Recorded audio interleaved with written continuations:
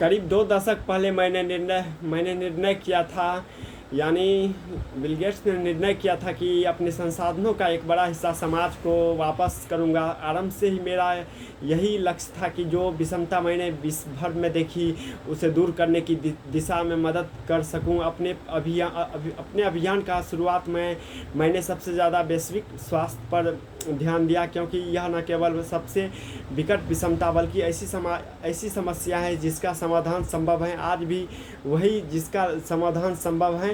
भी वही स्थिति है। हालांकि समय में साथ बढ़ते वैश्विक तापमान के विध्वंसक परिणाम प्रत्यक्ष हुए हैं, जिसमें स्पष्ट हुआ है कि कई जलवायु परिवर्तन की चुनौतियों का तोड़ निकालने बिना आप गरीबों का जीवन का गुणवत्ता नहीं सुधार सकते हैं। जलवायु परिवर्तन और वैश्विक स्वास्थ्य का मुद्दा असल में एक दूसरे से जुड़ा हुआ है। बढ़ता हुआ तापमान गरीबी दूर करने की कवायद को कठिन बनाएगा।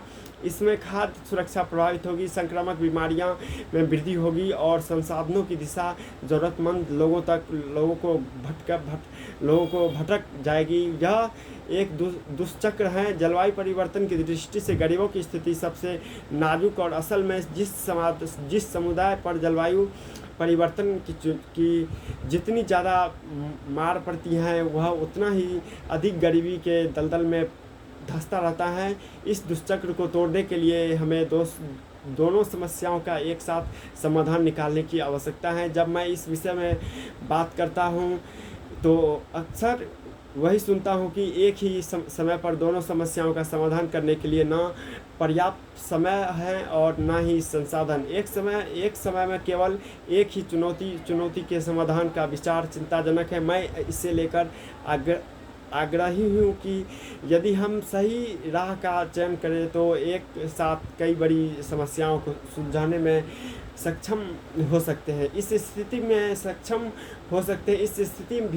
में भी जब विश्व कई संकट झेल रहा हो, इस मामले में भारत में से बेहतर कोई और प्रमाण नहीं जिसमें उल्लेखनीय प्रगति की है। भारतीय कृषि अनुसंधान संस्थान यानी IARI पूसा में उगाए जा रहे नई पीढ़ी के चने के पौधे को देख लीजिए। वो चना भारत का एक प्रमुख भोज्य पदार्थ है। यह तमाम छोटे किसानों के आय का एक महत्वपूर्ण साधन है। पोषण के लिए भी इस पर भारी निर्भरता है, लेकिन बढ़ता तापमान चने की फसल के लिए खतरा है। बढ़ते तापमान से चने की उपज में 70% तक गिरावट का अंदेशा है। इसमें जीवन और आजीविका पर जोखिम मंडरा रहा है।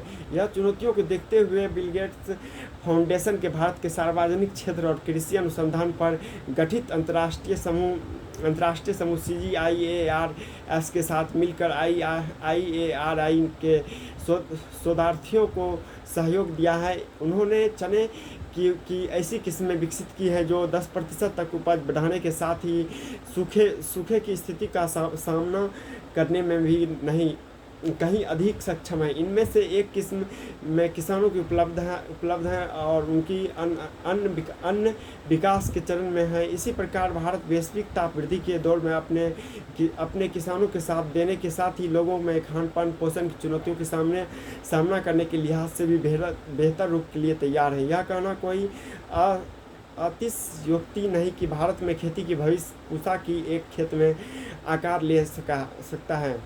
जलवायु, भूख और स्वास्थ्य जैसी चुनौतियों के दुर्जन समझे जाने का एक कारण यह भी है कि हमारे पास उन्हें सुलझाने के सभी विकल्प उपलब्ध नहीं है। लेकिन मैं आश्वस्त हूँ कि IARI के शोधार्थियों जैसे नव प्रवर्तकों के माध्यम से जल्द ही हमारे पास वे सभी उपाय होंगे।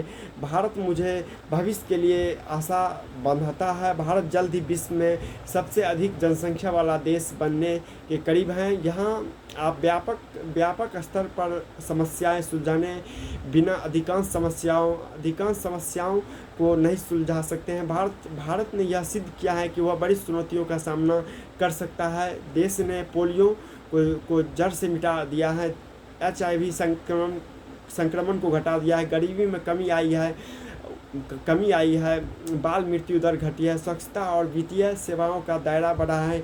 यह कैसे संभव हुआ? भारत ने विश्व को राह दिखाने वाला ऐसा नवाचार वाला तरीका अपनाया है जिसमें सुनिश्चित किया गया है कि समाधान उन लोगों तक पहुंचाया जाए जिन्हें उन्हें आवश्यकता है।